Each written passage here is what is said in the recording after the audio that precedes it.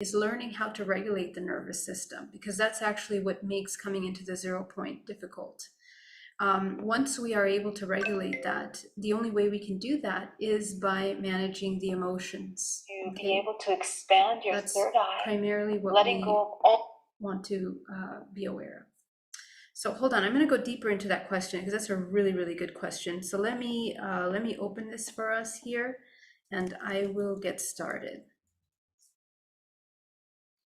All right, let's get this started.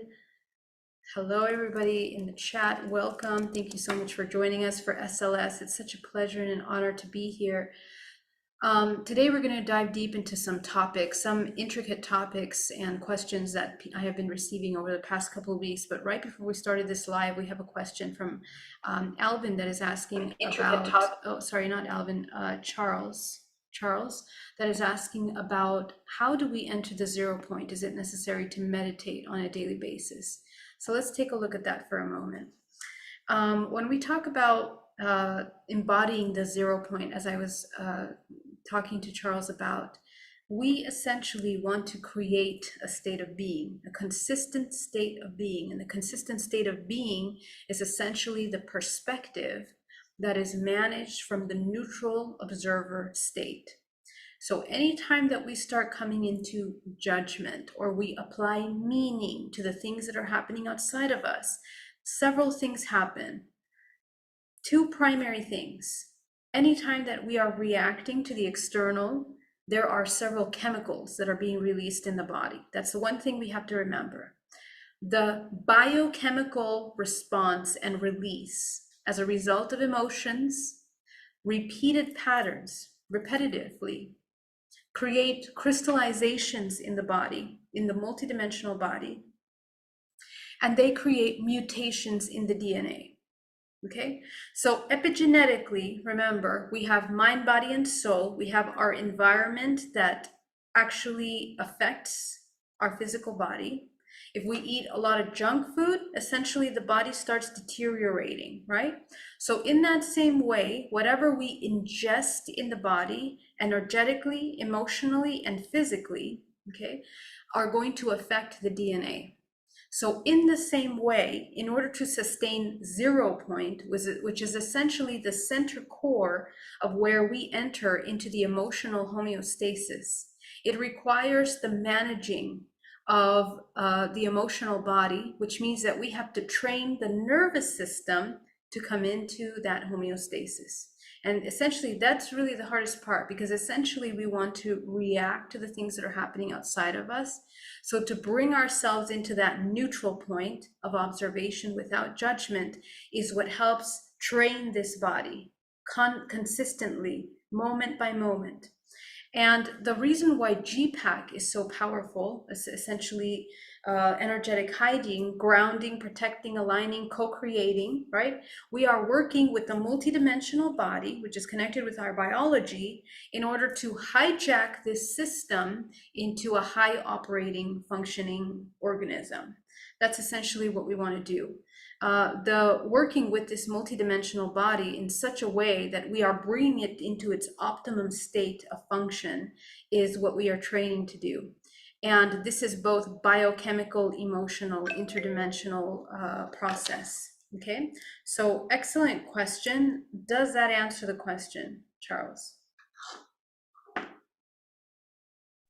So constantly we have to monitor ourselves when we're acting something. We just be aware, and the more we be aware, we're not reacting to it versus just being aware, hey, this coming, we are reacting to it, and then take a deep breath and reassess.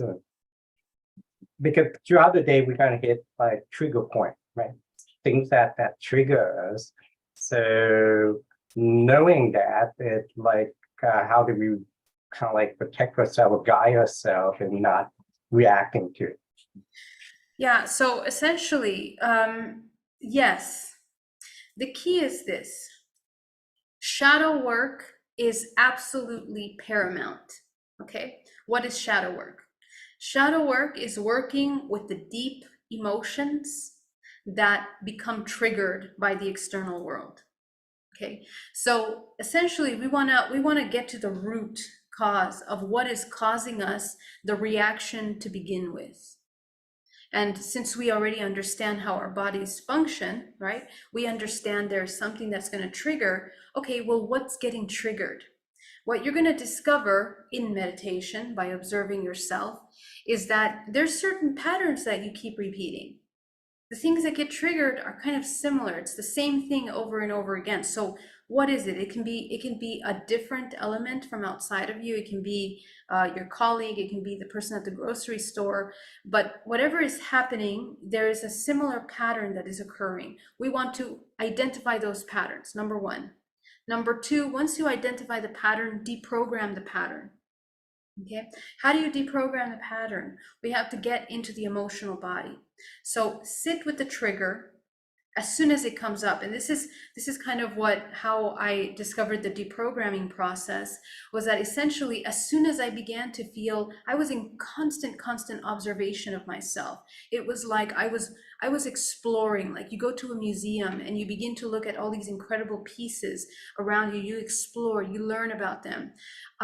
Think of your body as this incredible vessel that you are learning about. You're learning how to navigate, you're learning how to use it. And essentially the process of observing the body helps us to understand immediately, oh, right now when that happens, I start feeling this emotion. Okay, what part of my body contracts? Okay, it's my abdomen. Okay, it's my tailbone. Oh, it's my knees, it's my arms. Okay, what happens now? What is the emotion coming up? Oh, it's anger. Why? Let me sit with that for a moment. You sit with that anger. It begins to uprise other emotions, fear, doubt, mistrust, any kind of things. Those key elements are you learning yourself. You are deeply learning, and you're not just learning superficial emotions. You are learning about your subconscious processes.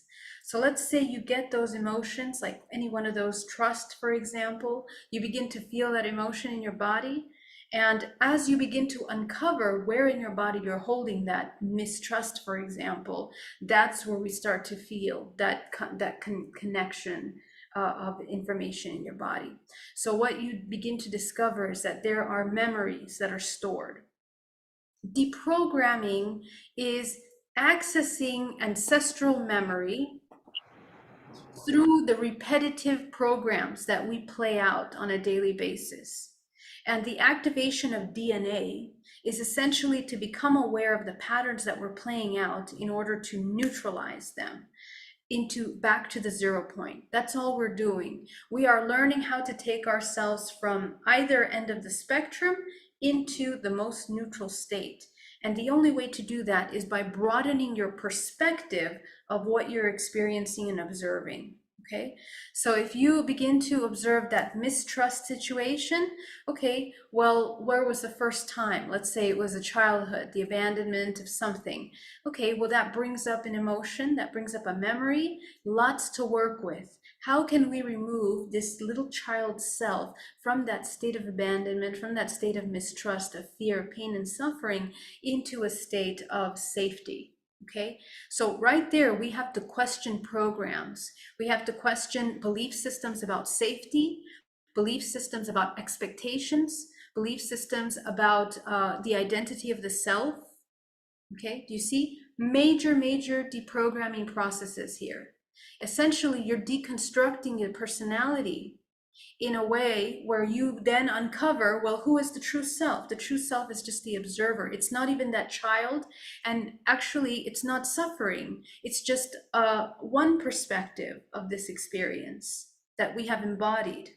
Okay? So essentially, that entire understanding, the moment you understand where these emotions come from, it's like you're knotted up and you release the knot of energy. And literally in your multidimensional body, you are literally doing that. You are opening runways of energy in your body. And holographically, you are changing and shifting the vibrational frequency that is embedded in your DNA. Okay, so that's how deep it goes. because you're a vibrational frequency, and your frequency is a collection of all of your belief systems, all of your programs, all of your thoughts. So your vibrational frequency puts you in resonance to the experiences that you're going to be having. Think about it. It's so profound. So we live in cycles, we create the cycles, and we strengthen those cycles by repeating the same unconscious programs. So the 0 point is what happens, or what we cultivate as a result of understanding those patterns and bringing it back to that observer. Okay, and essentially the deprogramming of collecting all of those little children that have been affected, because you're going to have lots of triggers with a plethora of experiences. You're going to find lots of little children that have these limited perspectives. Okay, and those are fractals of yourself. So when we transmute that program from that limited, helpless program, we are transmuting. That transmutation creates a mutation in your DNA, energetically and vibrational frequency. So what happens over time is that you cultivate what's called the rainbow body. All of the frequency ranges, which you can imagine are like rainbow colors. Imagine your body being covered in rainbow colors. They are completely disorganized, right? All of these knots of energy everywhere. As you begin to uncover those layers, you are organizing these rainbows, which means is simply, don't get caught up on the rainbow. It's order of self-organized vibrational frequency in the body.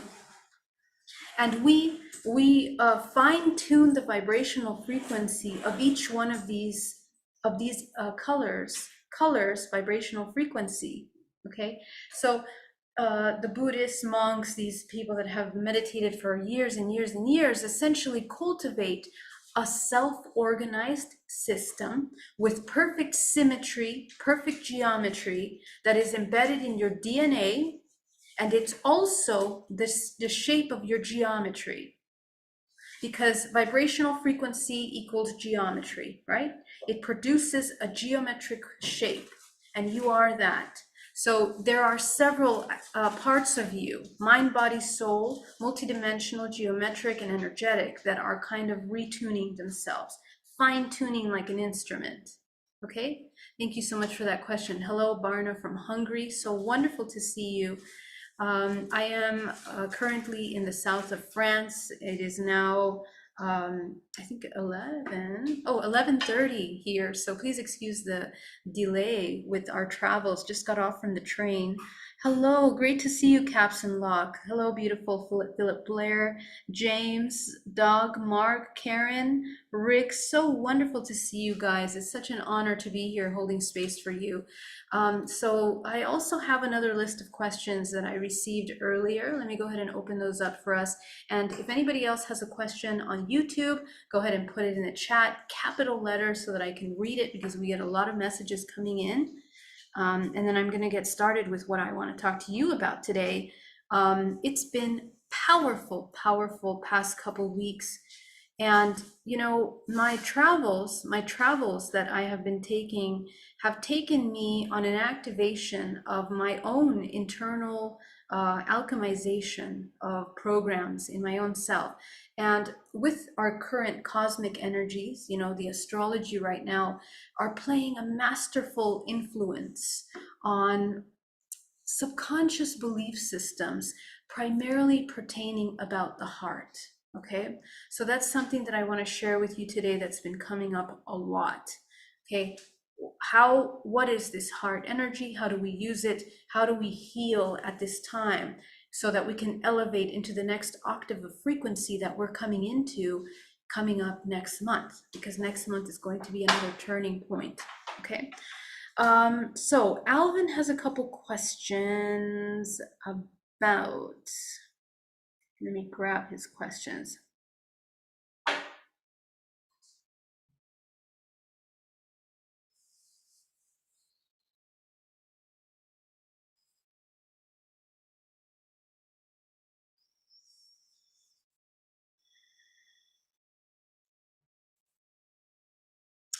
how do we handle atrocious memories from past life? How do we handle when we're healing, doing our healing work, and we uncover very difficult traumatic memories from a past life? Okay, so this is something that actually it comes up for a lot of people. Okay, and actually it's one of the most difficult parts of healing that I had to overcome. And it wasn't just in a past life, it was looking at very difficult experiences of this life that led opening into memories of other past experiences. Okay, so one thing in the process of healing that we're going to have to learn how to embody. Now, remember, when you incarnate into the physical realm, we are placed into our family lineage, into the ancestral lineage. We have a father and mother, and there's a very, very specific construct to the reality in which we live. Okay, it's very intelligently designed. And the design of this matrix is the compartmentalization. Everything from the strands of your DNA having a double helix to the major emotions that run. All emotions in this dimensional plane are based on this dualistic construct. We essentially want to learn how to move from duality into unity. And we are learning how to do that in the most micro way to the most macro. Okay, we're learning how to do that in our physical bodies when we're healing. We're learning how to do that in the archetypal structures of our families. And we're learning how to do that with the human race. We are becoming one. This is essentially the invitation that you have taken when you decide to embody and incarnate into the physical vessel. Embodied in the physical vessel, we, at the time of birth, we are separated from the one, the moment we come out of the womb of the mother. This is a terrible trauma. Okay? That traumatic separation from that one into two is the first time that we experience that painful death. Okay, that the death and rebirth, these cycles of life and death that we're going to experience throughout our entire life. We need to begin to understand that all experiences from that moment of separation are in order to experience separation. So the other part of this that is really essential is to understand the laws of the universe, as I have explained them in my series for last month. The law in which we talk about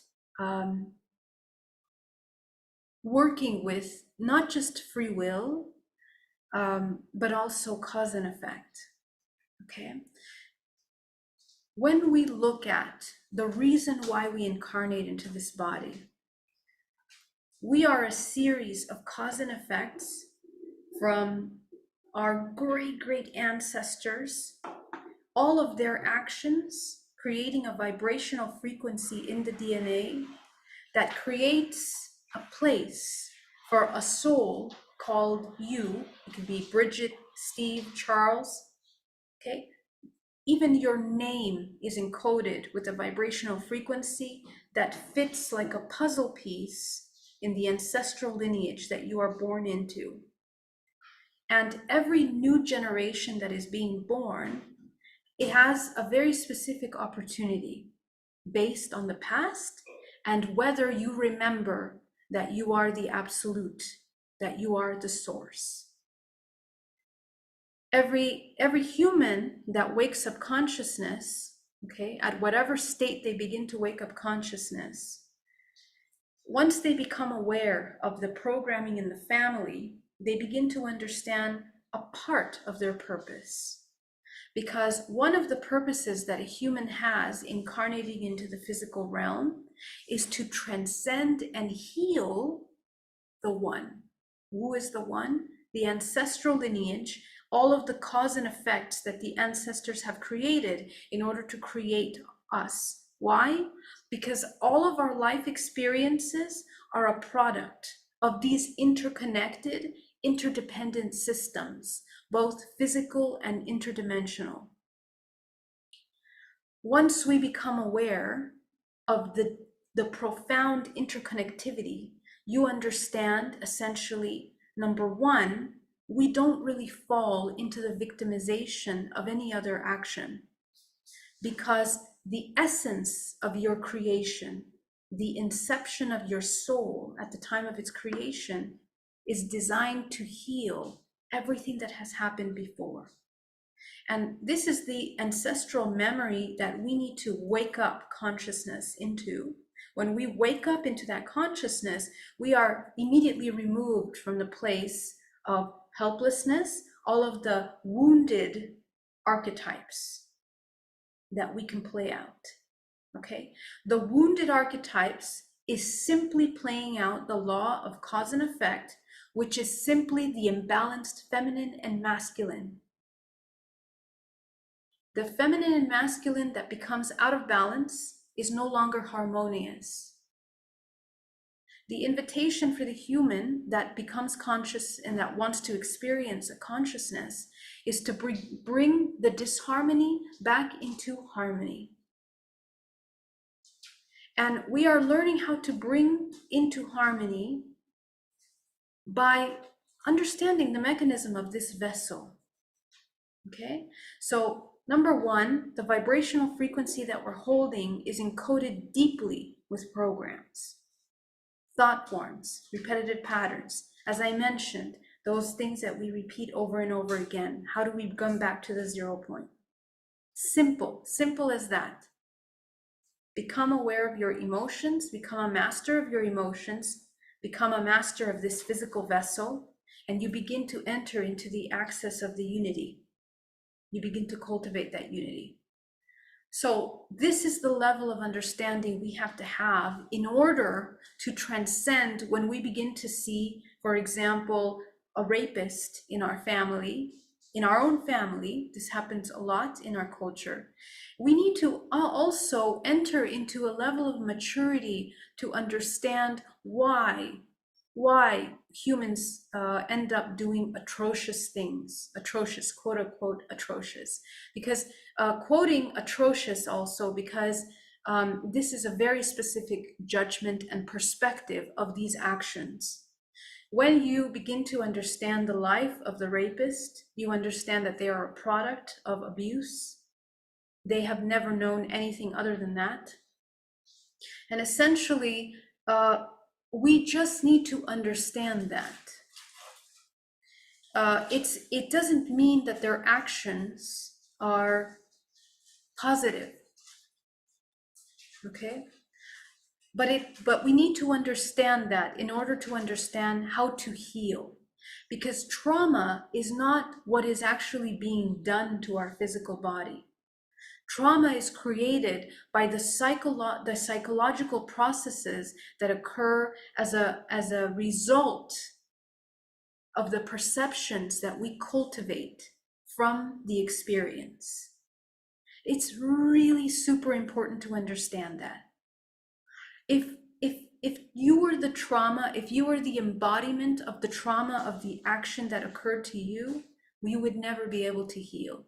You would never be able to transcend the experiences. You would become the suffering that has occurred to you. But humanity is a holographic expression. It's a temporary experience that we are co-creating. And we must understand that actually we can transcend any level of trauma if we can access the higher understanding of what you are as a human, which is multidimensional. You are not just the physical. You are biochemical, and biochemical organisms are conducive that can create transmutation. You can change. You can shift the information, your geometry, and the information that is embedded in your DNA. I have clients that have generations of sexual abuse in their family. And I'm just using this example because it's one that is most difficult for many humans to even be able to accept. But we need to talk about it because as a result of the inversions of the most purest and most powerful energies, which is sexual energy, which from the sexual energy emerges many of the other emotions. Okay, many of the other emotions emerge from the inversion and the misuse of sexual energy, such as anger, fear, separation. It is the inversion. Why? Because sex is unity. It is when the human ever comes into its union. So anytime sexual energy is misused or inverted in any way, transgressed, it is the most powerful way to fractalize a human soul. And it fractalizes very profoundly. It becomes entangled in many levels. So we are learning, this is why alchemy of our sexual energy is important, because it is at the core of the primordial life force that the human is utilizing. If you cannot master your sexual energy, you are a slave to many, many things. Okay, so in this example, for example, how do we transcend the atrocities that we are experiencing in our own life and in past lives? Is the broadening of the perspective, is turning fear into love, separation into unity. How can you see a rapist with compassion? How can you see a murderer with compassion? Okay, there's an entire process of deprogramming. And in the process of reaching this compassion, you're going to deconstruct societal norms, ethics and morals that are created by religions. You're going to deconstruct cultural norms. All of that's going to fall apart in this process. Because one of the things that religion has done, the creation of religion, is to create and embed deeply the concepts of separation. God is something outside of us. It's something external to us. This first concept is what created shame, guilt, and these are the lowest inversions of sexual energy. Okay, the inversions of that sexual energy are what create the suppression of our creative life force as humans in general. How do you make a human race into a slave race? You weaken them by making them a slave to their most powerful energy, the sexual energy, right? So you make it taboo, you make it unacceptable, you make it sinful, sin. Remember when sin was put into religions, into our societies? There was a point in our historical record where the concept of sin had not emerged yet, and it was a completely different society. The moment that the concept of sin, shame, and separation was embedded into that society, into our evolutionary timeline, this is where it began to create that. And that was the birth of the three-dimensional plane. This is where we went from multidimensional into being stuck into the physical realm. So these are the things that we are learning how to break and to heal. And once you begin to see things in this way, it begins to dissolve all of these illusions that we have, illusions of family. What is a family? The roles that family members play, right? We begin to see each other less like these compartmentalized structures and more like organic consciousness that are one, that are co-creating. When society begins to see itself as a unit, you're going to have less violence, suffering, pain, fear, control. Okay, all of those things begin to dissolve. And we see that in societies that have implemented, for example, support. For example, Portugal has a law of rehabilitation for drug addicts, people that have sexual problems. They are put into institutions to be rehabilitated. The community comes together to support that, and it's one of the safest countries in the world. Okay, just an example.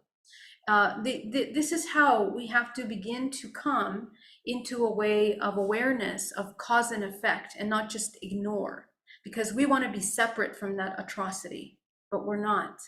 Remember that if the atrocity touches your consciousness, if you become aware of it, there's a part of you that is ignited, that needs to heal, that within you actually has that part of you that is playing out. Maybe you are deeply fearful of intimacy and sex itself. So now you encounter this person that behaves in this way. Okay, so everything external to us then becomes a mirror. And that's another part of the healing process. When you understand that, there is an accountability that has to take place. We have to look at our darkest shadows. We have to look at that deep person that does hate, the one that wants to destruct, the ones that wants to destroy within ourselves, and bring that one into that unity again. It's always separation coming back into unity. Okay, so next question, can you address about soulmate? What is it attracting one life's journey with a soulmate? So I personally, just by looking at these different levels and soul contracts, I don't really abide by the idea of a soulmate in the idea that we have one soulmate, or that we combine specifically with one. The way that I see this energy is that everything is frequency. And again, as I explained it, we are one, and we become separate in order to embody into the physical vessel. But your life, in a way, is sort of already kind of planned out. How so? Because again, you are playing out, and you are having the opportunities to heal the ancestral patterns that your ancestors have taken. All of those choices participate in the country that you're born into, the year that you're born into, the month, the date, your astrology, your archetypes that you play out are all part of that collective unit and of cause and effect. So that being said, your partner, or your better half that you're uniting, it's never random. Okay, in other words, the way that you meet with another human being, both families have interacted with each other before. Okay, so you have similar DNA, you have similar ancestral patterns, and that you are brought together for the opportunity of healing both ancestral programs. This is why, and it is one of the most profound mirrors you will ever experience, because anytime that you embed the union, you become one with your partner, you are mixing your fields of information to the point where everything that you begin to experience is magnified, your mirror, which is why it's very difficult for partners to heal trauma sometimes. Okay, we must look at what is the mirror, and this requires a very, very, very deep level of honesty. And of course, the ego doesn't want to see. It doesn't want to see, because it wants to protect itself. It wants to sometimes be always right, or play out these ideas in your partnerships. But it is extremely important that the individual come into absolute authenticity, absolute truth, in order to quickly identify the mirror. And therefore you can begin to see. Now, vice versa, if you are attracting a partner, okay, you want to do the same thing. So now conscious relationships are a completely different thing. We manifest our partner we always manifest our partner based on our vibrational frequency. Where you're at right now, your belief systems about yourself, your belief systems about love, whether you can receive love and whether you can give love. These are the primary things that essentially are running the subconscious mind that will create a magnet that attract you to the person. And the person you meet, again, if you have a lot of unresolved issues here, will trigger that. Okay, so partnerships are always for the opportunity of ascension. And this is why, because I just had someone email me a question right now about relationships. How do I hold space when there is so much turmoil in a relationship? How can I maintain my 0 point when I'm so deeply connected with that partner and it's just not, there's so much chaos, right? So both individuals, remember, we are under the idea that we need to become whole when we come with a partner, right? Actually, we are not becoming whole. We have to become whole before we meet the partner. Okay, so before we even meet the partner, you have to be the whole integrated self. When you meet that partner cannot be the one that makes you happy, cannot be the one that fulfills you, cannot be the one that makes you feel safe. You have to do all of that first. Okay, so what happens in our modern society is that we have the idea, we feel we can't be alone, we feel insecure, we feel afraid, we need support, we need protection, we need love, we need companionship, and sometimes people seek partnerships looking for sex, thinking actually what they really desire is intimacy and real love. So all of those things have to be met by an individual first. And so essentially the soulmate or the mates that we meet that are in resonance with our highest octave are always going to be challenging us to elevate out from the dormant, sluggish, vibrational frequency movements that we're in into a higher state of being, always. So the invitation is, and another misconception about it is essentially we think that our partners have to be there forever. Okay, many of us have many soulmates. What does that mean? Your souls are in vibrational resonance. What does that mean? That as long as both of you are in resonance, you're going to be together. But if anyone falls out of resonance, you will separate. And so remember, the way that we separate from the womb at the time of birth, it's very traumatic, painful experience. The same way that when you separate from partners, you have become one, now you have to become two again. So this is also another very traumatic experience. And with a love element, there is an enmeshment that occurs that has to be learned how to neutralize every time. That's why it's important for the human to become whole every time. Okay, so yeah, coming into that, let me go to the next question. What is your view on your life is planned versus we are here to experience all possibilities? So the thing is this, my love, Paola, thank you for that question. Amazing question. It's the same as free will. Okay, we don't have any free will until we recognize and we understand that we do. Okay, what does that mean? When we are in a dormant state, when we are unconscious, all that we're doing is repeating patterns. And I want you to just look at your past week, at your past month, at your past year. What is the emotion that you most feel? You're going to identify a pattern. Everyone will. Unless you are absolutely present in the moment, every single day, every hour, you're going to be repeating patterns. Because every time that you fall asleep go back into unconscious state, your body is playing out simply the programs of survival. That's all it's doing, okay? So for example, if you have a lifelong experience of feeling lonely or abandonment, okay, that's your program. You're unworthy, you're not good enough, you're not wanted at the time of birth, for example. If you play that out throughout your life, you'll notice you're always, that's your identity.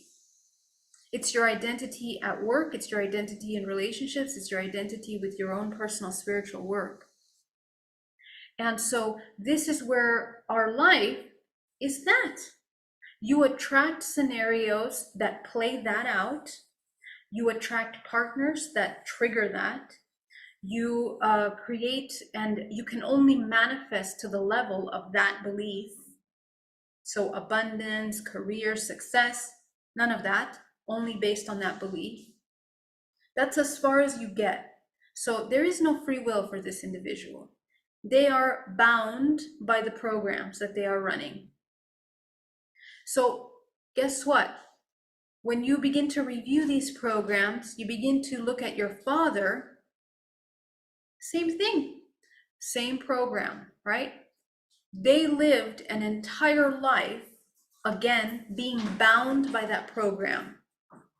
They attracted the partner, same reason. They attracted the career, they could only get to the level of success of that program. And you're gonna review that actually this program is running through your ancestors. So where is your free will? You are a human simply playing out a program. And so this essentially is where your life is planned. It's influenced by all of the subconscious belief systems that you're running, which you cannot liberate yourself from unless you become aware of them and you deprogram them, unless you change your belief systems about yourself. The moment you change your belief systems, this is why I'm telling you, literally, it's a biochemical system, bioelectrical system. Our belief and emotions change the emotional patterns, the chemical patterns, the crystallization and the mutations in the DNA. The DNA changes.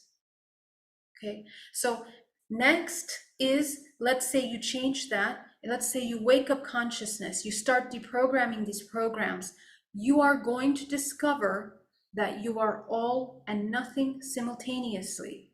This is another very scary moment for the human, because humans are trained, indoctrinated, and we are deeply programmed to hold on to identities. We are fearful of death. And yet, in order to become all in nothing, you have to be cycling through life and death constantly, like every moment of your day. The old self has to die. The self that is afraid right now has to be the self that is not afraid the next minute.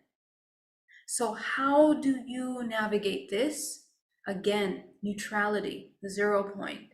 Come back to the place of non-judgment, because the compartmentalized perspective will always end up in suffering. The choices made from fear, separation, will always end up in suffering. This is the way of this universe. This is how it functions. So we can change, we can only access infinite potential when we see ourselves as infinite potential. And that requires shadow work. That requires some deprogramming. Okay? And so in order to access that, we can talk for hours about this. What does it look like when you embody infinite potential? Well, first of all, you're super present. You are in your body. You're not escaping your body. You're not avoiding any emotion. You're not ignoring any emotion. You're not ignoring any problems about yourself, any flaws, any situations about yourself. You're not ignoring them. Because most of our life is spent on running away from who we are, who we really are. We don't want to see it. We don't want to accept it. We don't know how to get out of it. Okay, so it requires, again, absolute authenticity. We seek love. As humans, we are seeking love. But you know what we're seeking in that love? We're seeking unity. We are seeking that intimacy. And we seek that intimacy everywhere. But where we are going to find it is by having the intimacy with the self. You need to see yourself, go inside, understand your processes. What are you feeling? What are you not feeling? Why do you feel? In order to get to know yourself. And only then are you going to be able to even access this level of awareness where you begin to be present in this moment. That's actually where you become a co-creator.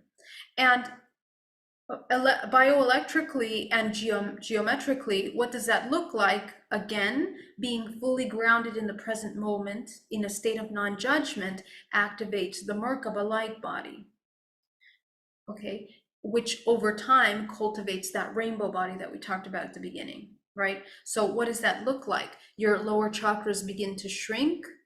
Okay, we learn how to control those lower chakras. You begin to activate the higher chakras, the heart, the throat, and the third eye.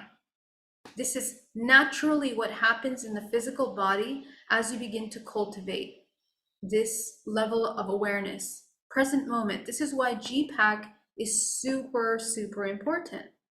Okay, we cannot embody higher octave of frequency if we don't know how to master the vessel.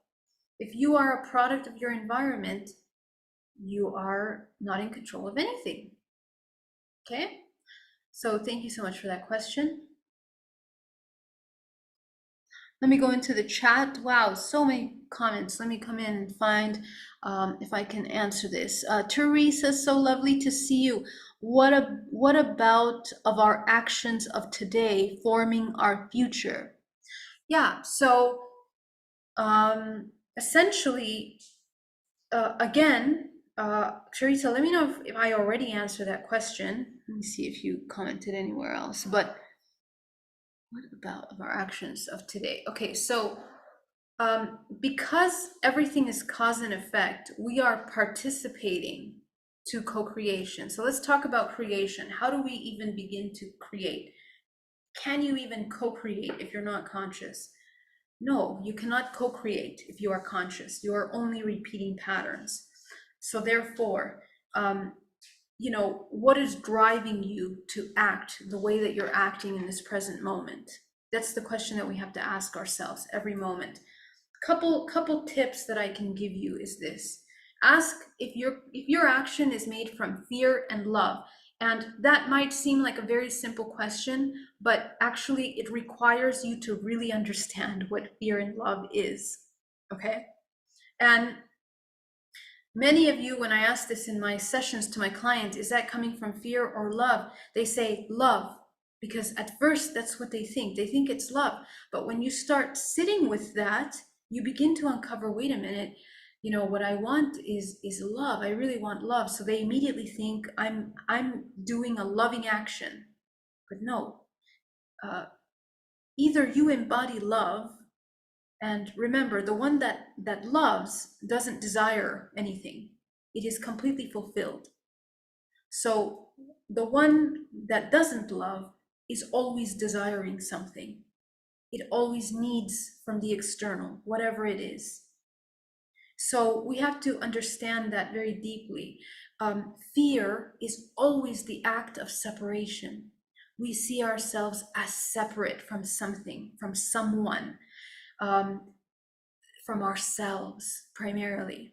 Okay, that's actually what causes most human suffering, is the separation from the self. We abuse ourselves, we abandon ourselves, and therefore we are in everlasting, perpetual state of suffering, fear, and separation. So this is where we have to nip it in the butt, essentially, as per saying, that we begin to reconnect with the self immediately. And what you will discover is that you are the source of all of your needs. That is essentially what will begin to shift your perspective and your desires. So every action in this present moment that you begin to choose from fear or love, okay, is going to change your life immediately. Why? Because this is a vibrational frequency game. This existence in the three-dimensional plane is all about vibrational frequency. If your vibrational frequency is in a state of fear, subconsciously, then that's what you're going to get. If it's in a state of love, subconsciously, that's what you're going to get. So these have to be reviewed, and this is why I invite you to sit with a long list of all the emotions you've ever heard before and become aware of yourself as those emotions. What do those emotions mean to you? What memories come up? What is a trigger? This is how you get to know yourself and immediately begin to dissolve the lies that we tell ourselves. Because here's another part of it. We, in order, our ego, because we have an ego, which is the identity of this vessel, the identity of the vessel is created by the illusion that we need to be in survival. Okay. And we learn that at the time of birth, when we go through the violent birth of separation from the safety of the mother's womb into the separate, everything from that moment on now becomes survival. Okay, that's the nature of this experience in order for you to learn to experience separation. That's all, and it's also that complicated, okay? Because how do you train your organism that has felt nothing but separation back into that unity? And how we are going to help this vessel coming back into that unity is essentially by programming itself to feel unity. We lie to ourselves. We have learned at a young age to lie. We have learned to suppress our emotions, to feel shame about our emotions, about our authentic expression as a human. Even our bodily functions, we are taught are shameful, okay? All of this has to be revisited because look at Dr. Emoto's work with water. When you look at water and turn it into a crystal and all of you give it is disgust and judgment and hate and rejection, those crystals become really distorted. There is no symmetry, there is no order, lots of disorganized. When you look at that water crystal and you give it acceptance, when you give it love, compassion, it creates a beautiful symmetry. You are that crystal, okay? So we need to revisit our programs about ourselves very carefully. Where do you hate yourself? Where do you reject yourself? How do you judge natural parts of yourself? Why do you believe those things are unnatural, dirty, gross, shameful, sinful, okay? All of these ideas of separation have to be revisited in order to be able to embody unconditional love. And this is an entire work, okay, of reunifying yourself internally, and then you reunify yourself with the collective. Charles says, so when we embody 0 point and apply free will, we can create various futures, destinies versus life, a planned life. Yes, but there's a but. There's a but, because we are deeply interconnected in this multiverse. Okay, so let's take a look at what that actually looks like. Remember, this is what you are. Look at this image here that I'm going to show you. Oh, one moment. This is what you look like right here. You see this? look at this system here. Fields within fields. Interconnected systems of information. Okay? So imagine for a moment you are one of these layers here. Your life as you know it, as a result of your ancestral influence, is in this first little coil here. Okay? This is your ancestral memory. This is the information that is in your DNA. This is who you are. This is your life as you know it. What happens when you transcend that? Let's go to the next little coil here. Okay, next layer. You are transcending interdimensional memory. Okay, so you went through past lives by looking at your ancestors. Now you're going to take a look at interdimensional aspects of yourself. You begin to become aware of yourself as disembodied aspects, angelic parts of you, what we know as deities, what we know as angels, all of those, what we think of as aliens. They are just archetypal manifestations of other layers of yourself. Okay, so you're transcending that. What does it mean to transcend? It means to unify. You are unifying yourself. You unify yourself in your body. You become one with yourself. You become one with your ancestral lineage, as a result, unifies you with the collective human race. You begin to unify yourself in the universe with all of our intergalactic, that's just our filter of perception, but any kind of different densities of ourselves manifested in the physical and the non-physical, we begin to access. Okay, we again unify ourselves with that perspective, and you continue to reunify yourself until you have unified yourself with the entire source, which essentially will dissolve your body and you become source.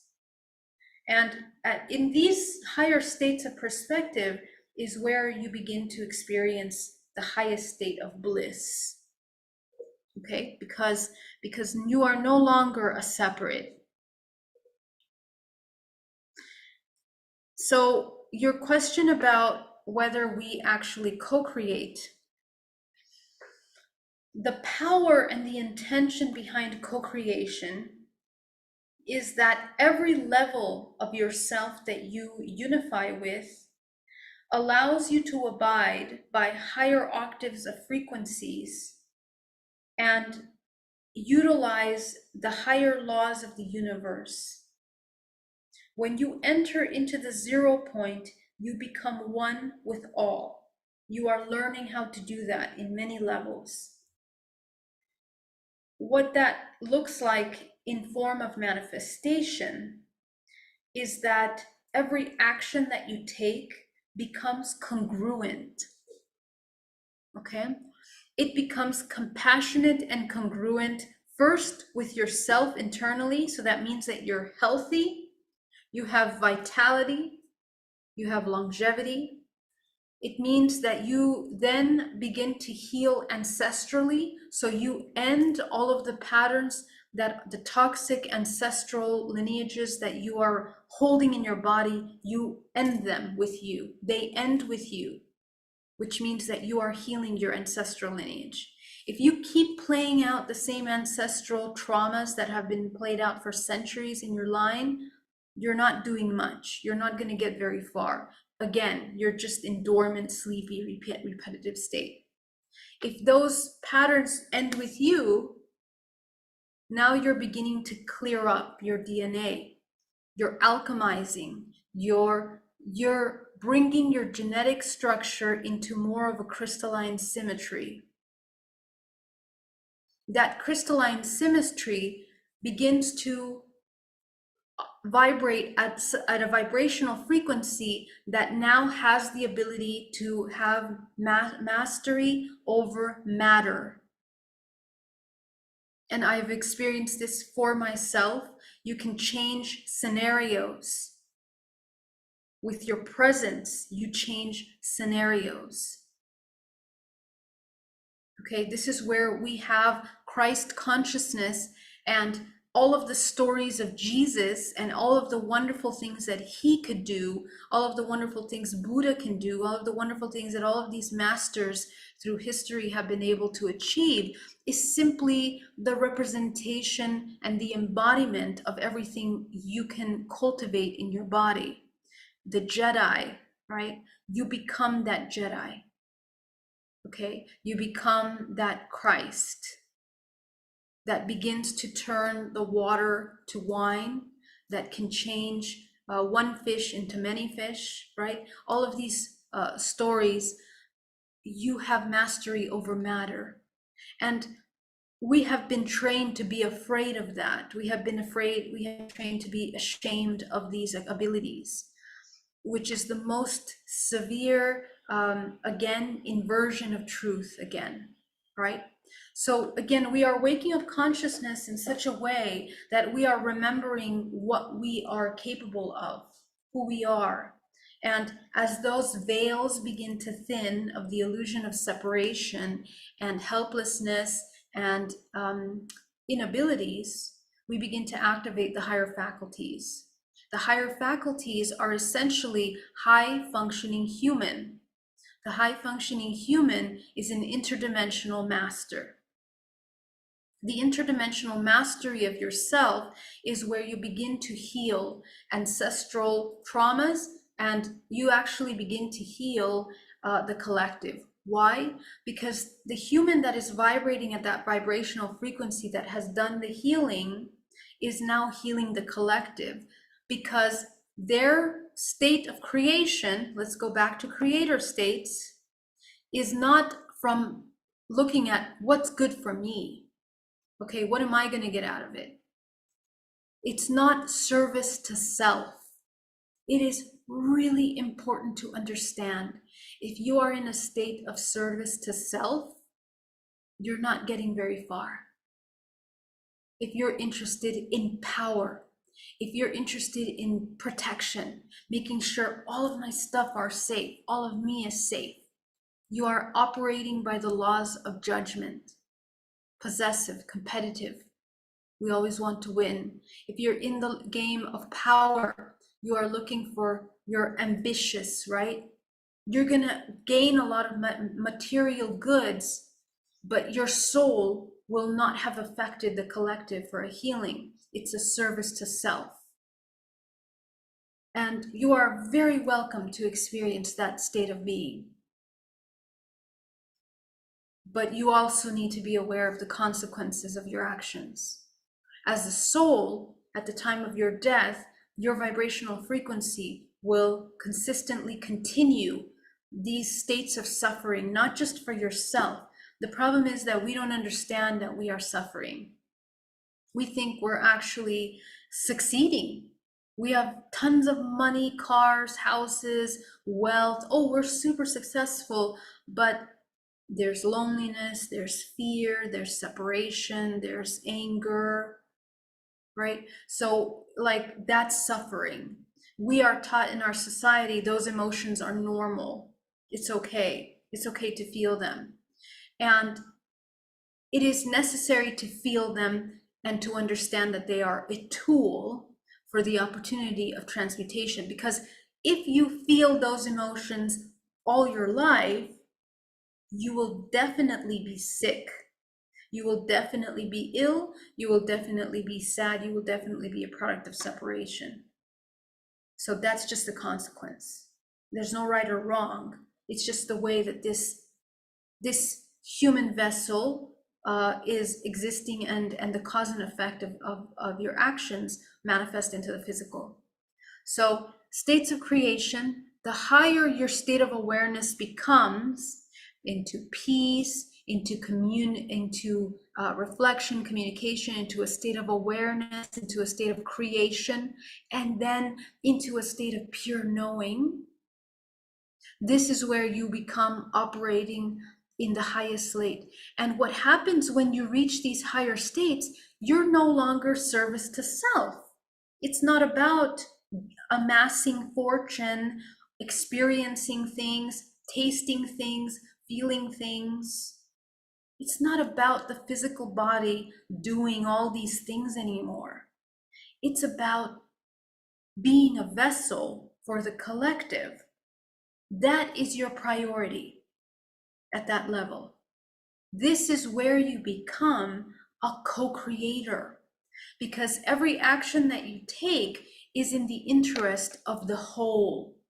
This is very important, because now all of your this is also how we begin to deconstruct the matrix, beloved souls. When you no longer contribute to the reinforcement of the matrix through your everyday actions, intentions, and desires, you deconstruct the matrix. You defund all of these parasitic systems that are feeding into suffering for other humans. Human trafficking, child labor, sex trade, pharmaceuticals, the monopolizing of food crops, religions and the abuse of power and control. Okay, you begin to defund those systems and redirect your creative power. Your intention for your living is now existing to be of service to the collective, as opposed to service to the self, where it's all about feeling, tasting, enjoying, allowing this body to just feel and feel and feel, rather than actually become a conduit of co-creation. That is actually the embodiment of higher consciousness. Okay, so this is actually how you become, how you actually become conscious. Okay, let's go back into the chat. Any other questions?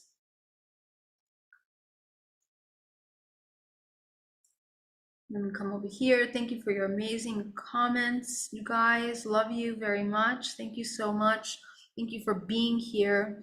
Blanca says, I try to keep neutrality, but I've noticed people have perceived this as detached or seriousness, even though I feel I'm being loving towards them. Could it be I'm not being really neutral? Okay, this is an awesome question.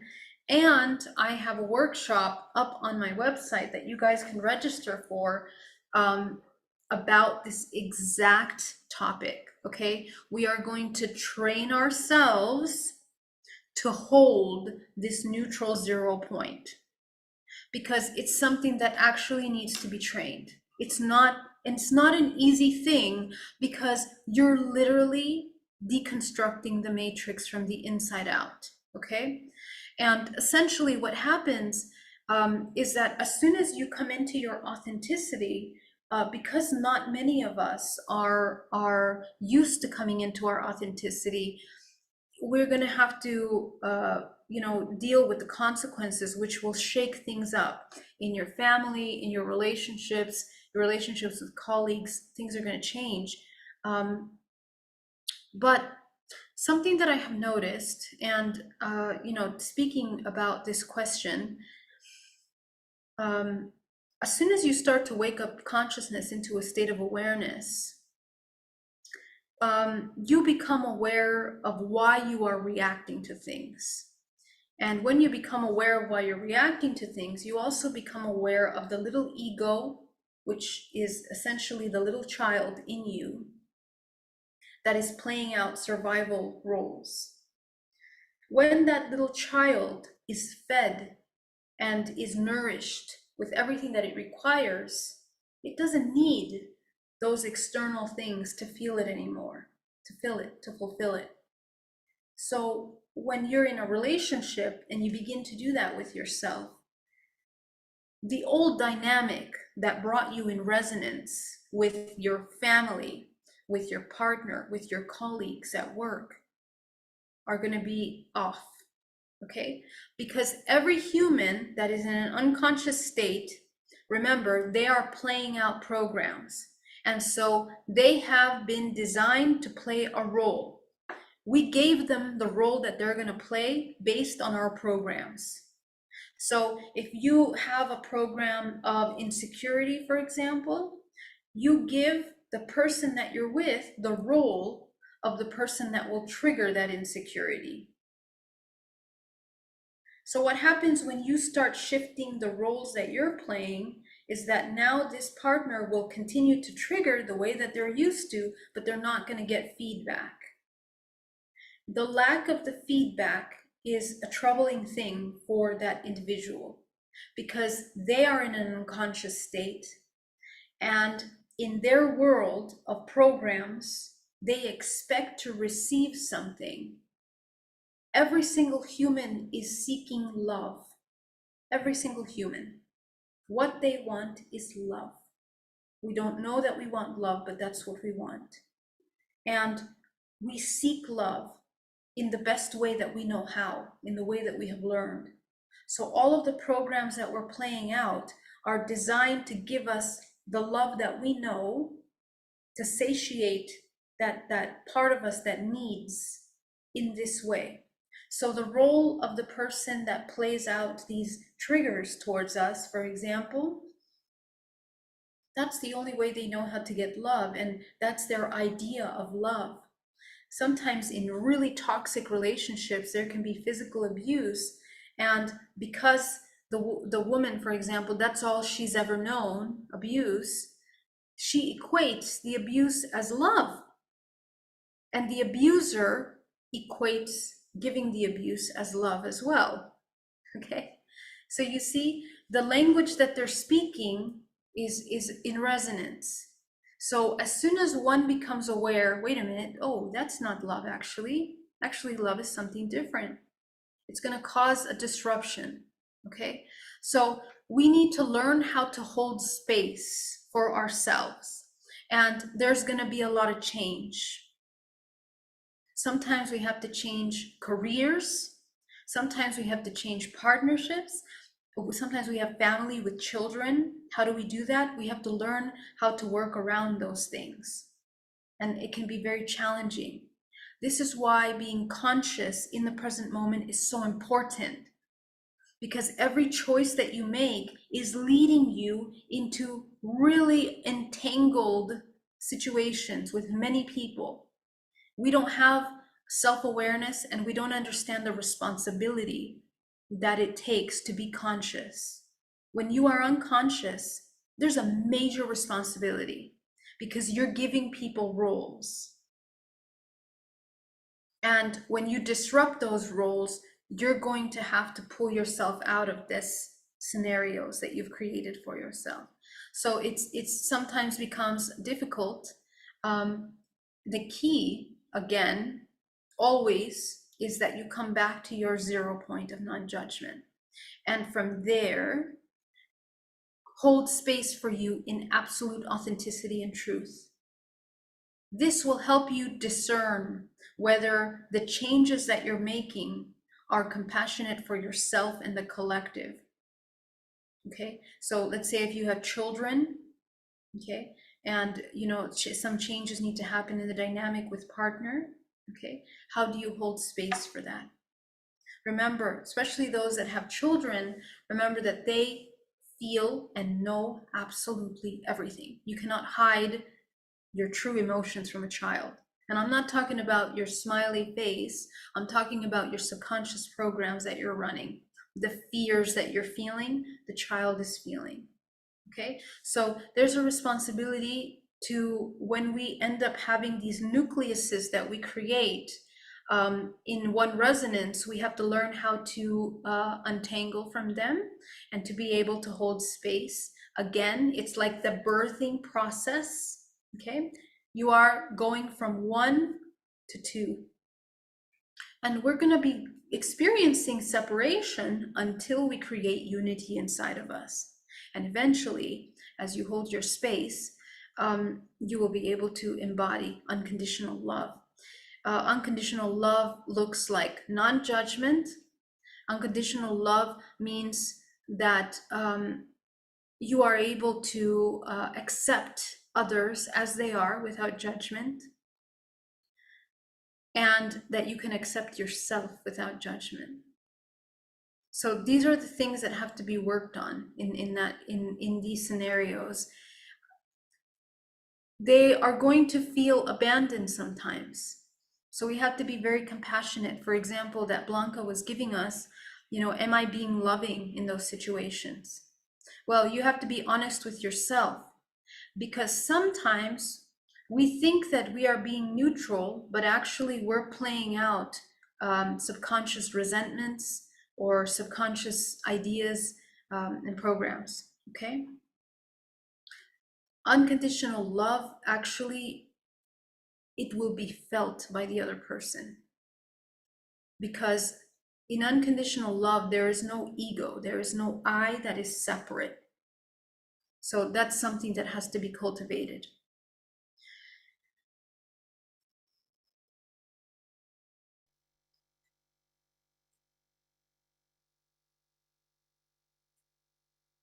I still don't understand the concept of co-creation, which seems that you are not actively co-creating, but you come into a state of being. Am I correct? Can you elaborate? How do you co-create? Thank you, Paola, for this question. So, you see, when we think of creation, we want to see something manifested, right? I'm creating something.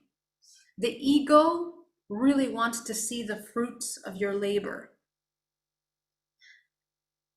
Actual co-creation is a state of being where there is no expectation, okay? And there is a symbiotic relationship with yourself and the whole.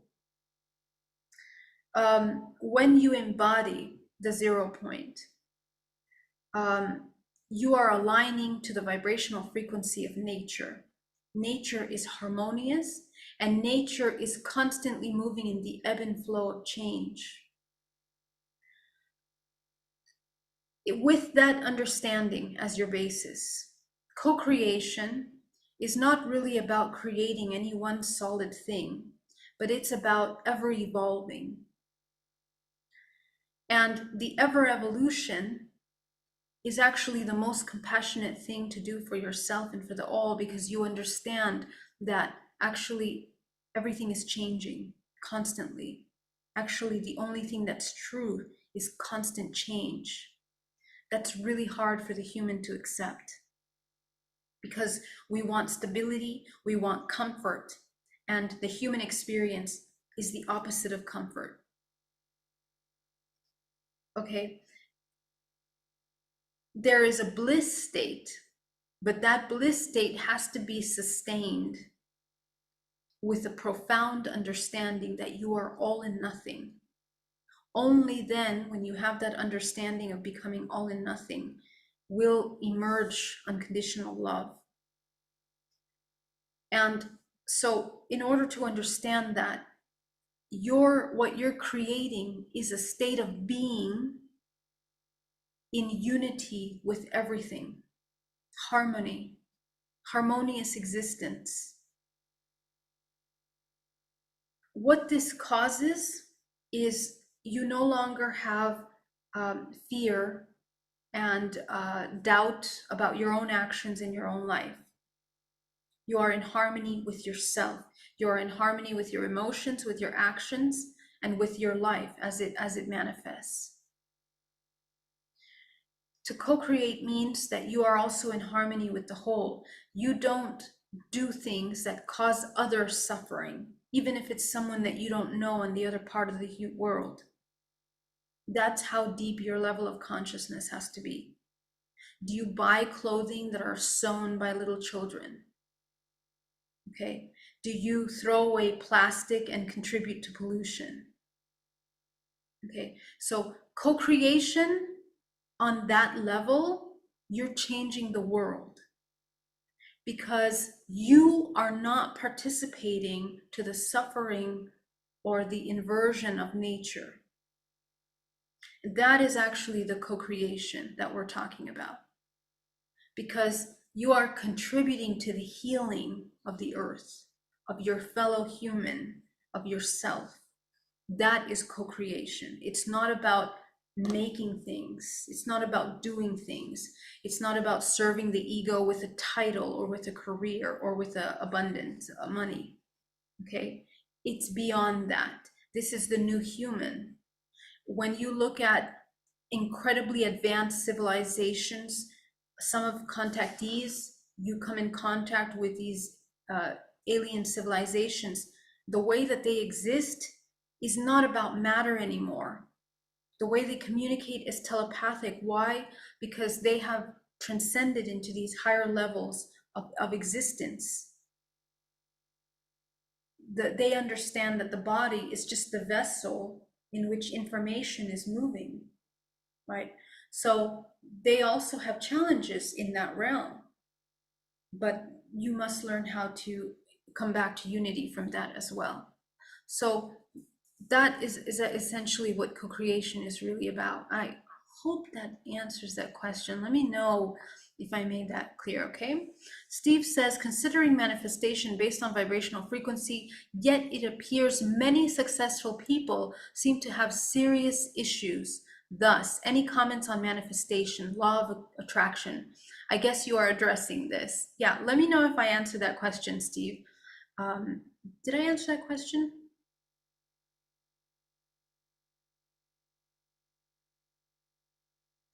Let me know, Steve, okay? Thank you so much for that super chat, Teresa. Thank you so much. I am so grateful. Thank you so much, Mafona, beloved Mafona. Thank you so much. Love you. How do I contribute? Ida Nineful, how would you like to contribute? Do you mean you have a question? How do I make a financial contribution to Geraldine? Thank you so much. If you guys want to support me, you can PayPal me at info@bayareameditation.com, or you can click the little $ at the bottom of this chat where you can go ahead and submit something, okay? So thank you for that. And also the biggest way to make me happy is the work that you guys are doing internally, which is a profound gift. So let's get into our meditation, guys, okay? I want you all to get nice and comfortable. Go ahead and inhale deeply and exhale. Come into a state of relaxation.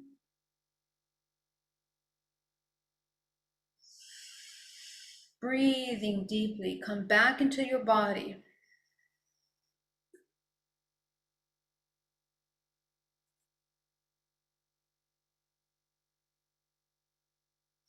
I'm going to continue to answer questions after the meditation, okay?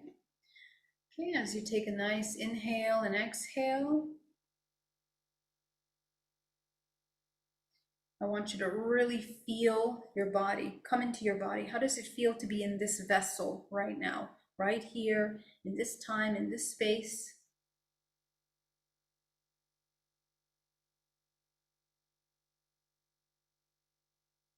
Okay, begin to take your attention to your multidimensional body.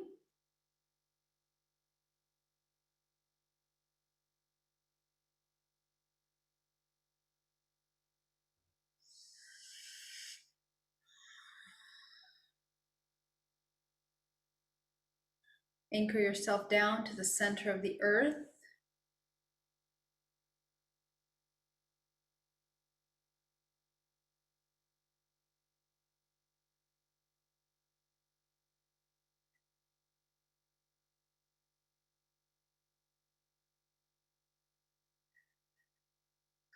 Go ahead and focus on the root chakra at the base of the spine. We're going to shrink that chakra down to the size of a dime.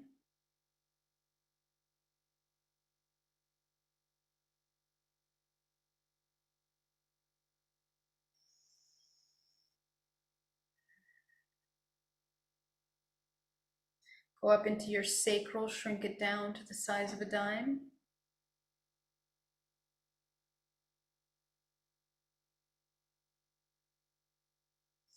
Go up into your solar, shrink it down to the size of a dime.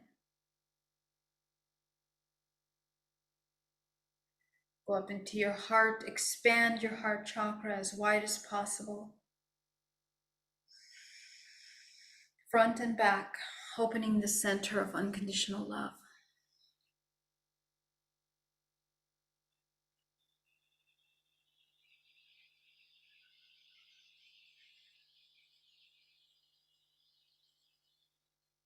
You're going to go up into your throat, expanding your throat chakra, opening the center of communication and expression of your truth.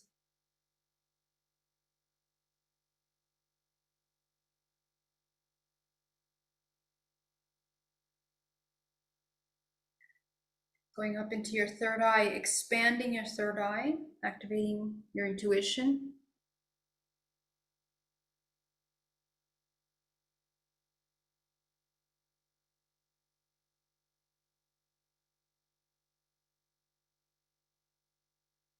Okay. Let's go up into the crown, activate the crown, the 7th and the 8th.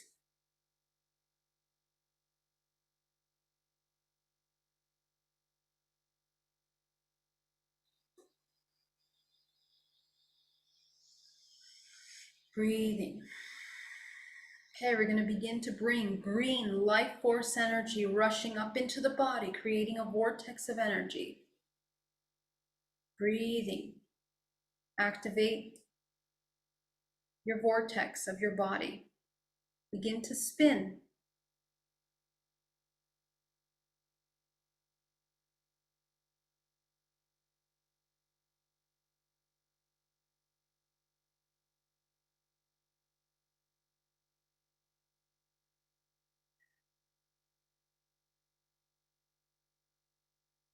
Okay. From source, bring down golden energy coming down through the crown of your head, combining with the earth energy.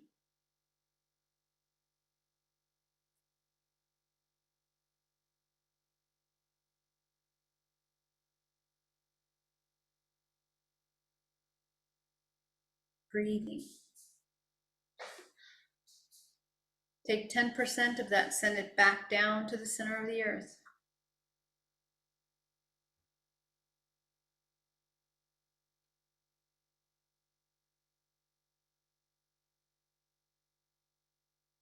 %, up your spine from the crown of your head, coating the outside of your field. Go ahead and call back your life force into your body.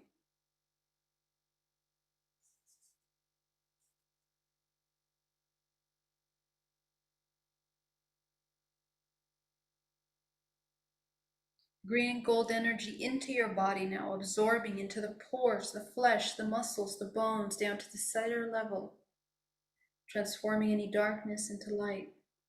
Breathing.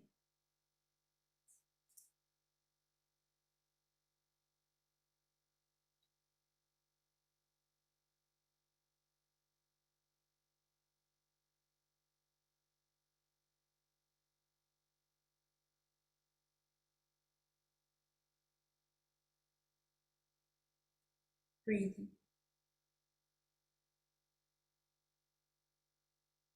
Okay, let's begin to work now with our emotions of this week. Go ahead and review the emotions that come up the most for you this week.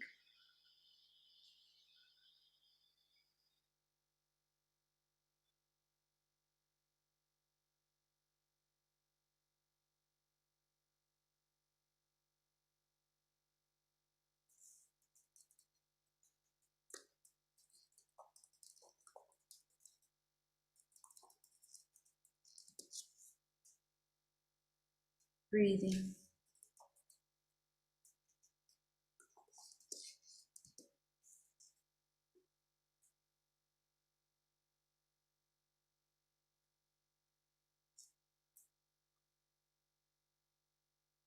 Okay.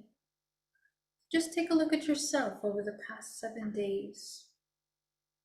As you begin to observe your body, your beautiful body, what parts of your body contract as you observe the emotions that have come up the most for you this week?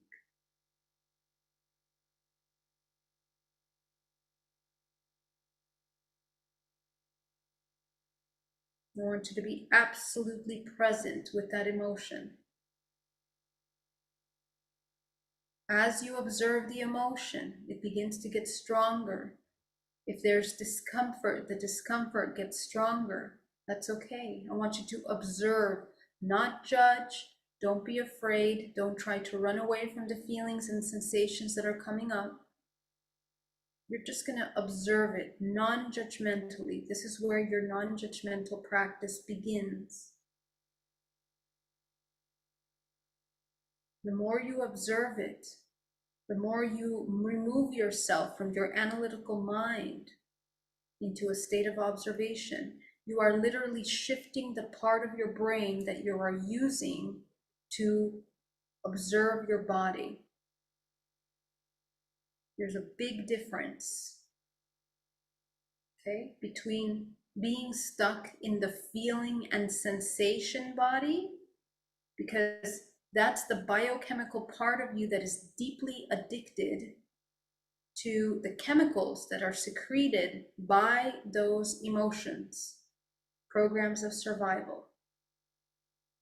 So as you hijack that process of the sensation body into the observation, non-judgmental observation, you begin to interrupt those neural pathways that are reinforcing, that are firing this known program. Okay, so let's interrupt the body from just simply feeling the emotion, experiencing into observation. You'll notice that the emotion starts to diminish its physical side effects. And what you're going to get is other information. Okay, so pay very close attention to the other information that starts coming up.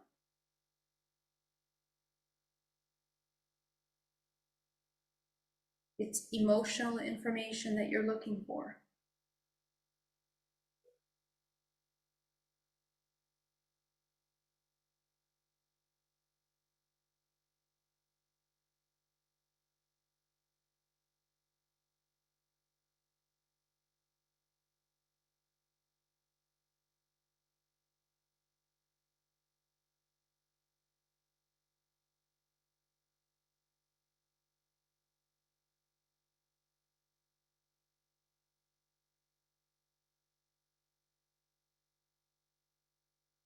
Go ahead and notice the strongest of those emotions.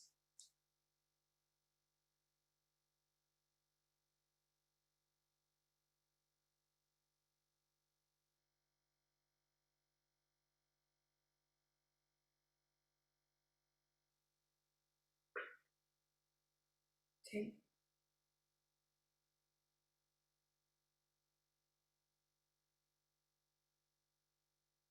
Sit with that emotion, again, observing. I want you to ask yourself a couple questions. First of all, what is the emotion that you feel? Okay. Second of all, why do you feel this emotion? And I don't want you to get stuck on the whole story about what happened, the scenario, the experiences, the people, what people did to you, what they didn't do to you. I simply want you to see your part of it. Why do you feel that way? It should be pretty quick, short, and concise. Okay, so why do you feel this way? Shortest answer possible, most truth and authentic answer.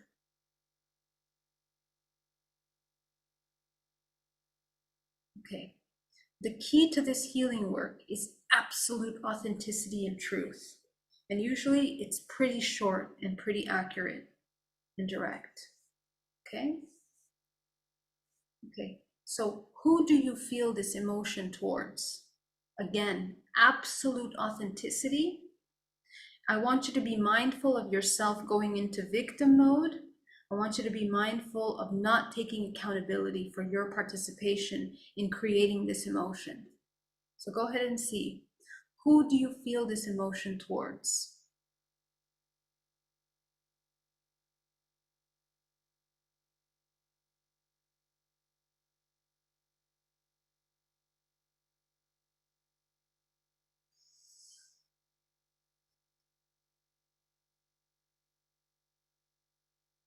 Okay. So as you feel that emotion in your body, you're going to notice your body has contracted certain parts. You're going to have other memories coming up. I want you to take yourself back. When is the first time in your life that you felt this emotion? Take yourself there. And if you don't have a first time, go to the very last, to the closest last time. Okay, take yourself there.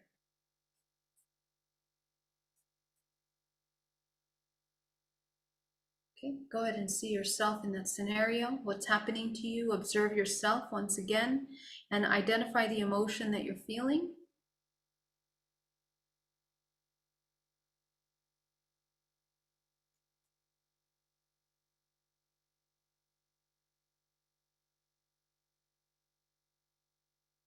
Observe what's happening in that scenario. Again, answer the question, why do you feel this way? The most truth and authentic, concise answer possible. You'll notice that sometimes parts of you don't even want to acknowledge the way that you feel.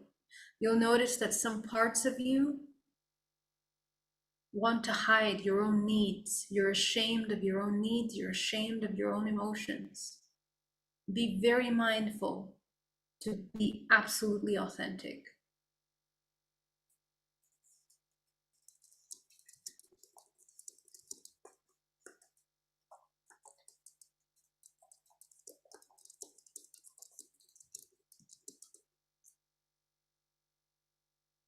Okay. Very good. So, another simple question. The way that, if there is another individual there that is triggering the emotion, are they acting on fear or love?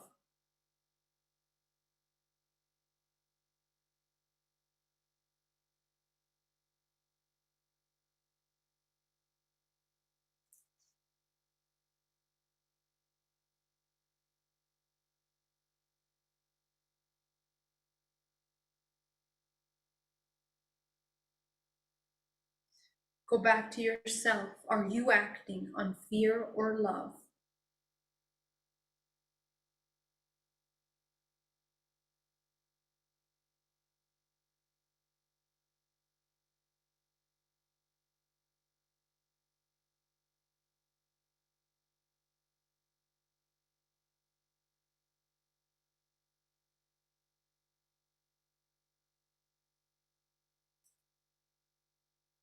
Identify what you need in that moment in order to shift this emotional state.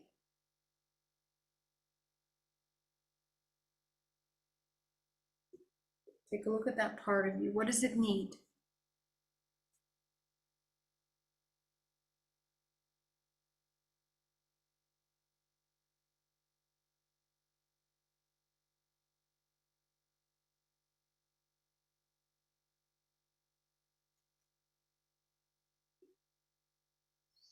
I want you to fill yourself with what it needs.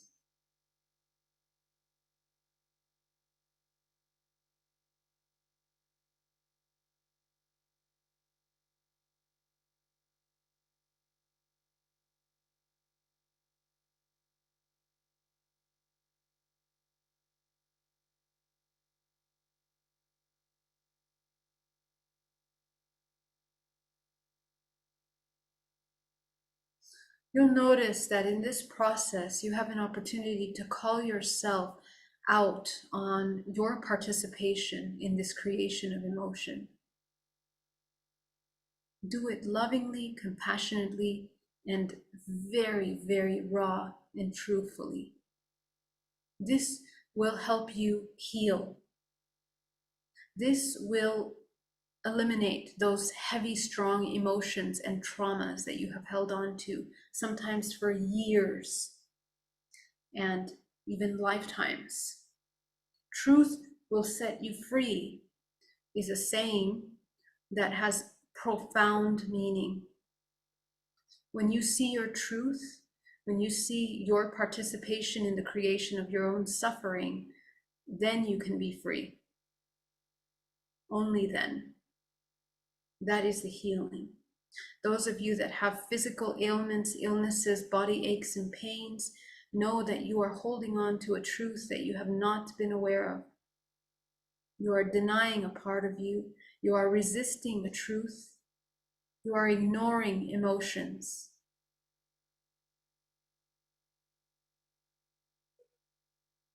So observe, what is your body communicating to you that you are not listening?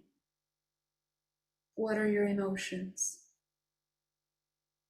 What are the actions that need to change in your life to bring health, vitality, and love, peace, harmony? Are you a contributor to your peace and harmony, or are you a contributor to your destruction and suffering? Take a look at that.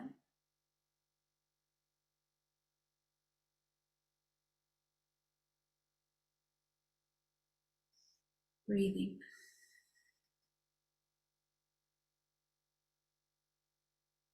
Okay.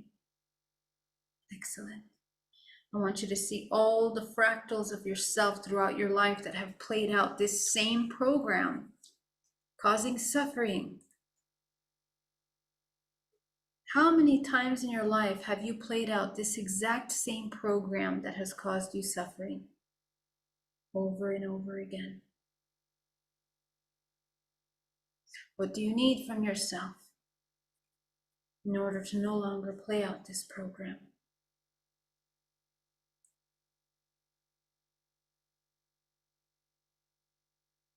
Breathing.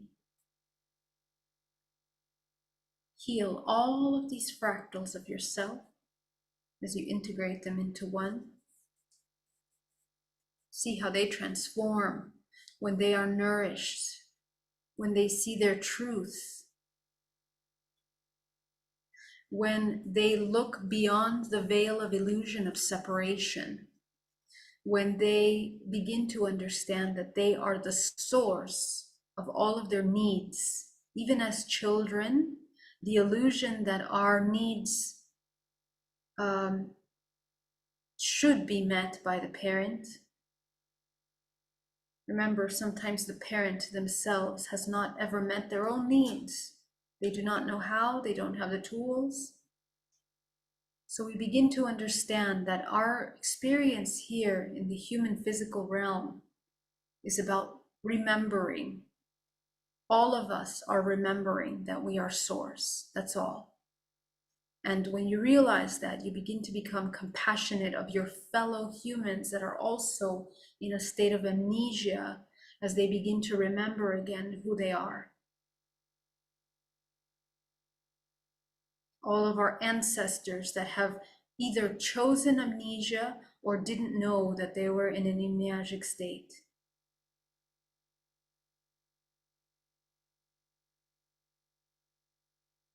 Observe.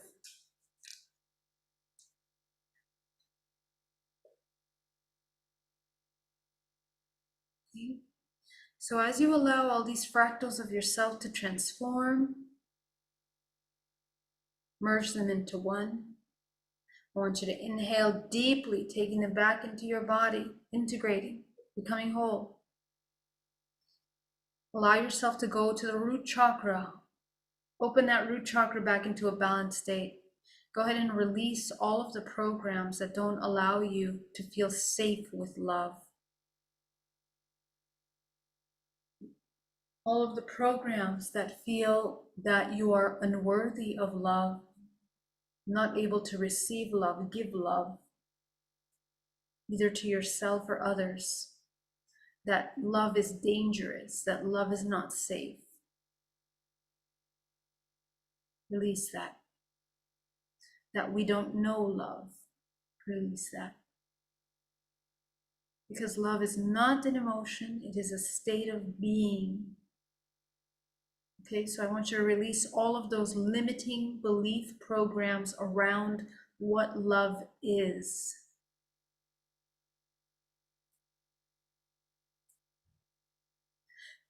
Go up into your sacral. Open that sacral back into a balanced state. Go ahead and release all of the programs around relationships and exchanges. Love between family members, loved ones, most intimate partners. Love for humanity. Okay, and what that entails. Let go of all of the fears around loving. Choosing loving actions. Remember that choosing loving actions means no longer being of service to the self.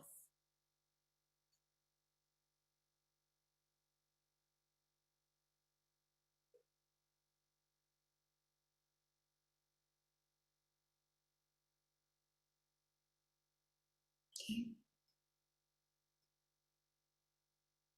Go up into the solar plexus. Let go of all the programs around helplessness, hopelessness. Anytime that we feel hopeless when it comes to our concepts about love, attachment, when we confuse attachment with love.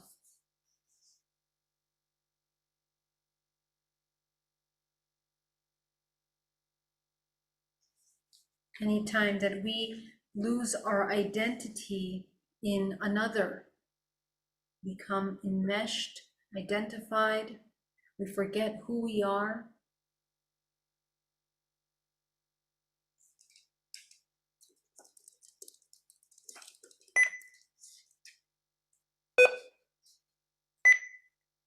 Take a look at that.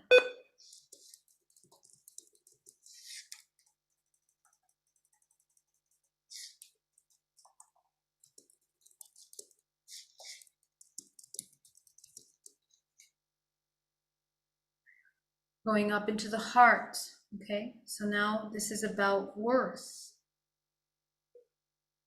Okay? Do we feel worthy of love? Are we worthy of being loved? Are we worthy of giving love?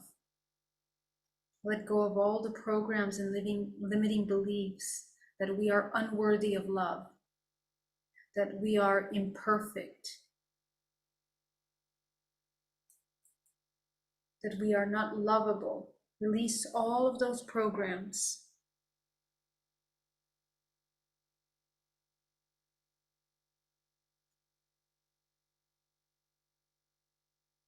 Breathing.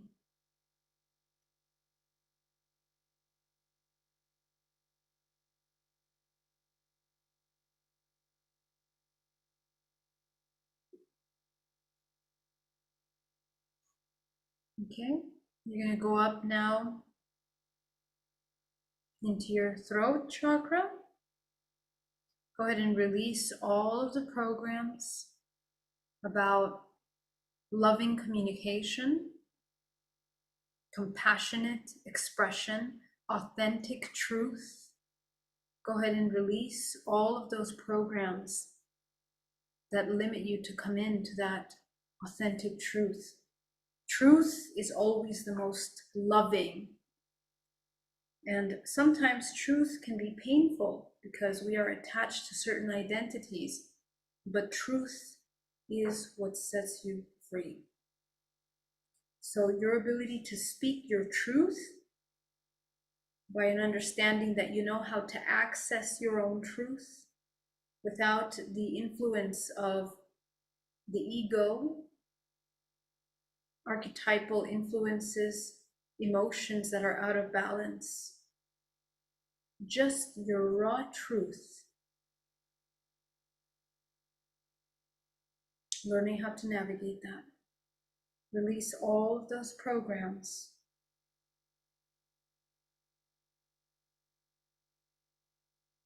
Okay, go up into your third eye now as you come into your intuition, letting go of all of the programs of mistrust.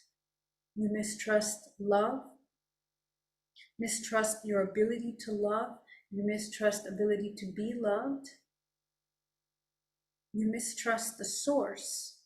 That's another pretty profound program that many of us have had many lifetimes of working in the spiritual realms. Many of you have resentment towards source, resentment towards the concept and the ideal of God as something separate from yourself.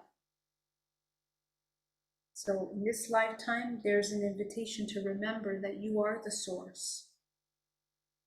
Go ahead and dissolve all the programs that limit you from seeing yourself as that source in all dimensional layers.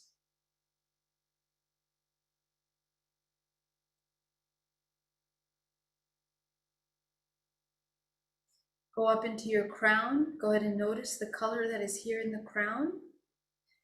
I want you to shine that crown light, 7th and 8th chakra, really bright.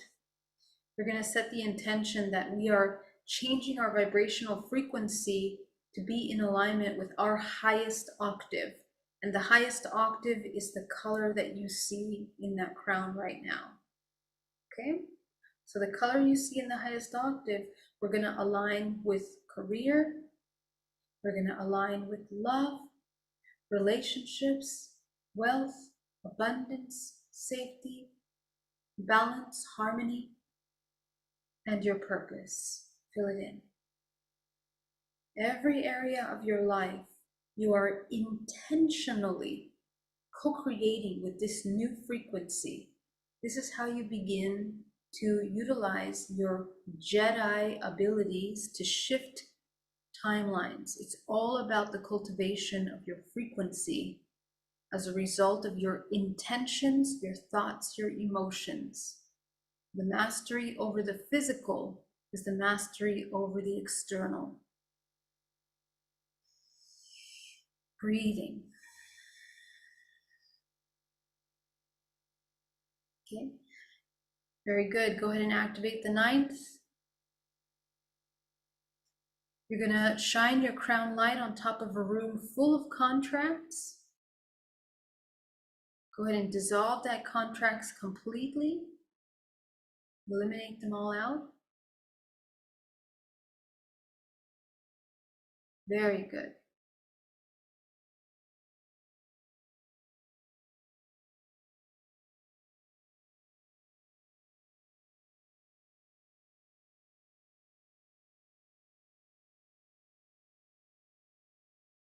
Inhale deeply. Activate the 10th. Activate the 11th. The 12th. 13th. 14th. 15th. 16th. 17th. 18th. 19th. 20th. 21. 22. 23 and 24. Okay? Above you is a powerful white light of source. Go ahead and bring that source light down into your body, anchoring into your heart, down to the perineum, down to the center of the earth. Go ahead and see a pillar of white light going into the solar plexus, out through the front of your body and out through the back.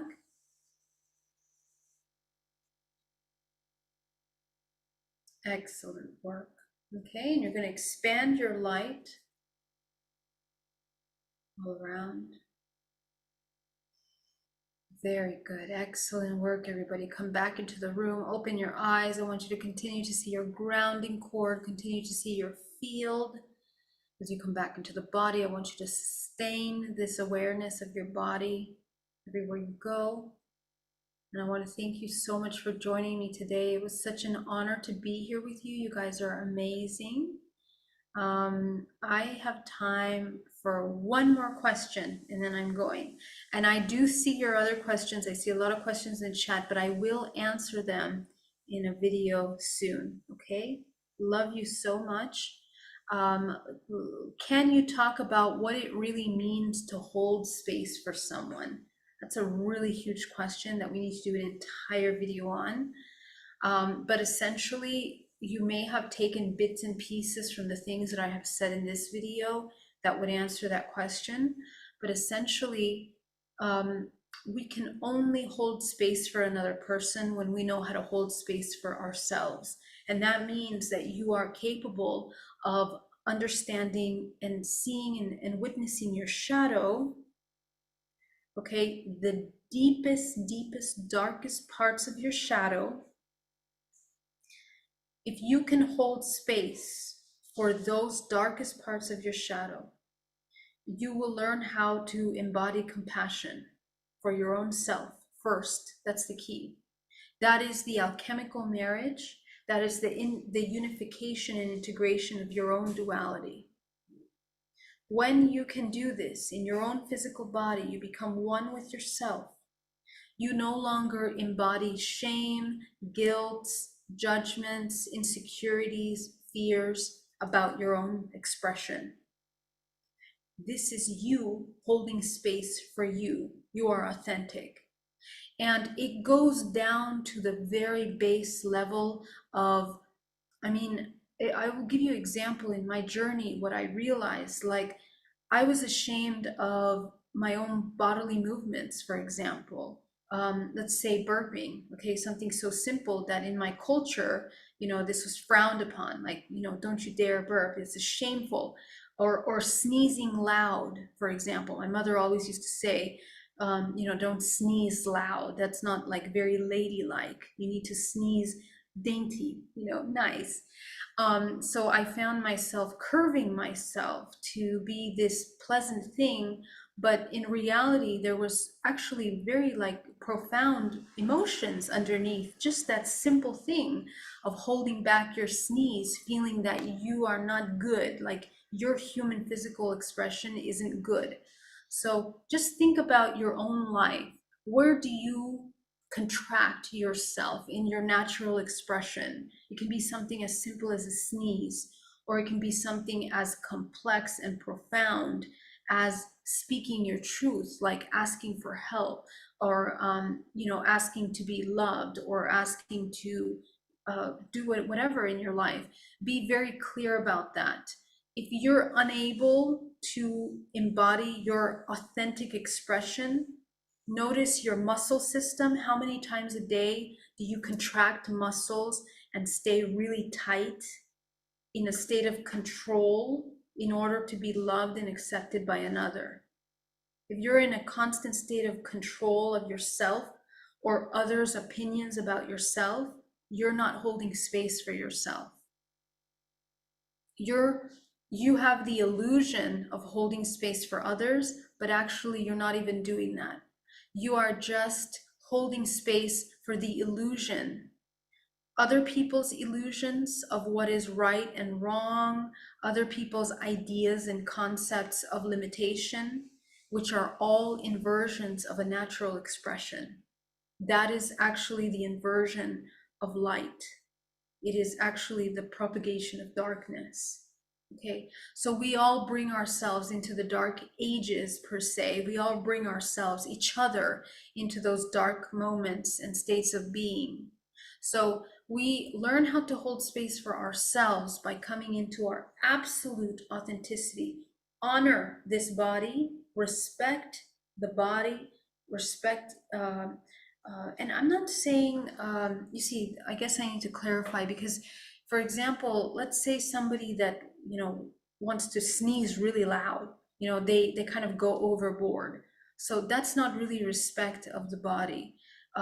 It is a very fine and intimate connection with yourself to be able to be aware of what your body needs and meet your needs. What you're going to discover is that as you meet your needs, your human expression also becomes refined. Okay? In our modern day society, concepts of etiquette that we have created that have been kind of distorted over time actually are rooted in some form of a balanced human, but we don't really understand it. We get it the wrong way. Okay? You need to learn first to come into your authenticity, and from there your humanity will become refined, because what happens is that you become coherent and you are creating a symbiotic relationship with yourself and the whole, and it becomes very respectful, it becomes very coherent, it becomes mindful. Okay, and so our modern day etiquette is kind of based on these, but in an inverted, twisted way. The real basis of human refinement is actually a product of the cultivation of our truth in alignment with nature. And that harmonious balance brings the body into harmony, where all of our systems also are coming into harmony. So, for example, our intestines and our digestive system comes into harmony. Therefore, we are cycling and eliminating what is necessary in a place that is healthy for you. You know, it's like the whole body comes into optimum function, essentially. Okay, so then that looks like a different thing, like the human looks like a different thing. Okay, so in other words, there's no right and wrong, but essentially hold space for that authentic expression. So only then, when you go through these processes, can you hold space for someone else.